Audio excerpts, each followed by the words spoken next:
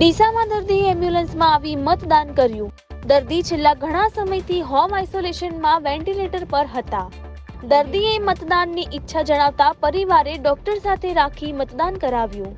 પરિવારે દર્દી કિરીટભાઈ ખત્રીને એમ્બ્યુલન્સમાં ઓક્સિજન સાથે વ્હીલચેર પર લાવી મતદાન કરાવ્યું। એમને વોટ આપવાની ઈચ્છા હતી, તેથી મેં વિશાલભાઈ ઠક્કર હેત આઈસીયુના ડૉક્ટરને મેં ફોન કર્યો કે એમને ઈચ્છા છે, તો એમને એમની ડૉક્ટરની ટીમ જોડે એમને હેલ્પ કરીને અહીંયા એમને વોટ આપવા લાવ્યા છીએ। એમને MNDનો રોગ છે, છેલ્લા 1.5 વર્ષથી એમાં છે, અને એમને અત્યારે ઘરે જ હોમ આઈસીયુ છે અને અહીંયા વોટ આપવા આવ્યા છીએ। શું મેસેજ આપવા માંગો છો લોકોને?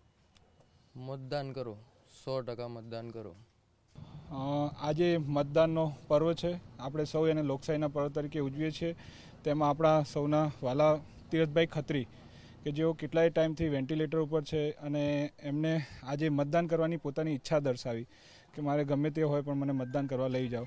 તેથી ડૉક્ટર વિશાલભાઈ, હું ડૉક્ટર અંકિત અને અમારી ટીમ અહીંયા એમને સપોર્ટ કરીને અહીંયા લાવ્યા છીએ। એમને સફળપૂર્વક મતદાન કર્યું છે। મતદાન બધાનો અધિકારની પણ ફરજ છે અને લગભગ બધા લોકો જો મતદાન કરે તો આપણે એક સારી યોજનાનું એક નિર્માણ કરી શકીએ। અને કિરીટભાઈ એમને એક સારો મેસેજ પૂરો પાડ્યો છે કે ભાઈ એ આ કન્ડિશનમાં પણ મતદાન કરી શકે છે, તો આપણે હાલતા ચાલતા કેમ નહીં।